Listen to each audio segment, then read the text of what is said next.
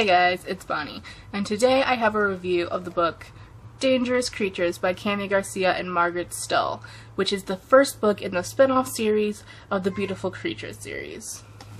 Now just a warning before I start, there will probably be some spoilers for the Beautiful Creatures series in this video, so if you haven't read that yet, I would not watch this. Now, unlike the Beautiful Creatures series, Dangerous Creatures centers around Link and Ridley. Link being Ethan's best friend and Ridley being Lena's cousin.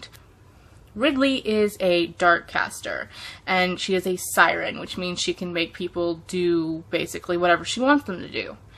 Link, in the Beautiful Creatures series, gets turned into an incubus, or like a half incubus, a quarter incubus, not a full incubus, but like, yeah, kind of like a vampire, but not exactly. In the book, they had from Gatlin, South Carolina, or is it North Carolina? I think it's Gatlin, South Carolina in there. That's made up, but whatever.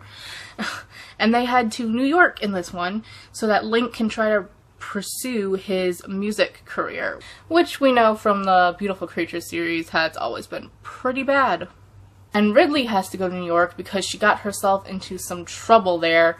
I think it's a couple months from where the book starts. Which, by the way, there's a novella about that night called Dangerous Dream, and I read it before I read Dangerous Creatures, and I think it would be helpful if you did, so I suggest you checking that out. It's only on, like, you know, for, like, an e-reader, so I read it on my phone, but, you know. Well, I don't think I liked the book as much as I liked the Beautiful Creatures series, but I still enjoyed it for the most part. I really liked getting a better look into Ridley because she has always been one of my favorite characters in the Beautiful Creatures series. And it was really nice looking into her past and kind of just seeing this different side of her, because we've always just seen her as this really sort of badass chick, and we get to see a sort of softer side of her this time around. Not all the time, but, you know. And the book was also really funny, for me anyway. There's just so many moments where I found myself laughing, and I think it's just because Ridley and Link are pretty ridiculous. Link, because he's just always been sort of like a comic relief character. He always is saying ridiculous things and doing like sort of dumb things. And Ridley, because we see her try to be sort of like a regular person at some point in this book, and she tries to get a mortal job. And that's just, it's so funny. She, like, works at a hair salon or something like that, and it's so funny. I also really like the new characters that we got to see, which is Floyd, Necro, Samson, and Lennox. I thought they all brought a very good, interesting dynamic to the book, and I hope that we get to see more of them in the next books. We also get a visit from an old character in the book, and I'm not talking about Lena or Ethan or any of them. And I'm not going to tell you who, because I think it's sort of like a spoiler-ish. But I was like, whoa, you're back.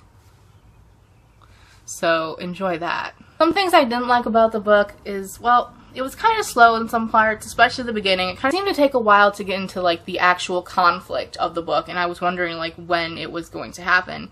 There was a lot of sort of filler of them moving to New York and settling in, which wasn't necessarily bad. It was a good sort of like world building sort of thing, but you know, could have went a little faster. Also, and this is just sort of personal for me, I feel like it would have been better if it was written in a first person point of view. I don't know if I'm the only one that feels that way, but because it does kind of flip around a little bit throughout the book, but for the most part we're in Ridley's kind of area. We're with Ridley, and Ridley is there most of the time. It's mostly her feelings that they're talking about. So I think it would have just been better to have a first-person point of view and change point of views when you needed to. I think it just would have flowed better, I think. And then, of course, I have to talk about the ending. Obviously, I won't give spoilers, but let me just tell you, when I first went into this, I heard that the ending was very, like, a cliffhanger, and you just wanted to know what happened, and it sure was. You're reading, and you're just sitting there, and then this happens, and you're like, what? This can't be the end. But it is the end. And you have to wait for a year to find out what happens. Rude, Kami Garcia and Margaret Stohl. Rude. Kidding, I love you, but whatever. Really don't enjoy having to wait like this. Like, you did that in, what was it, Beautiful Chaos too, but luckily I already had Beautiful Redemption waiting for me to read, so it was fine, but like, rude. So, overall, I give Dangerous Creatures a 3.5 out of 5. But because Goodreads is stupid and doesn't have a halfy kind of mark, I gave it a 4 out of 5 there. So yeah, that is my review. I hope you enjoyed it. I hope you read the book, check it out, and if you have read the book, comment down below and tell me your thoughts and let's talk about it, because I don't think many people have read this. I haven't seen many reviews, which is why I wanted to review it in the first place. Alright guys, that's all I have for today. I'll see you in my next video.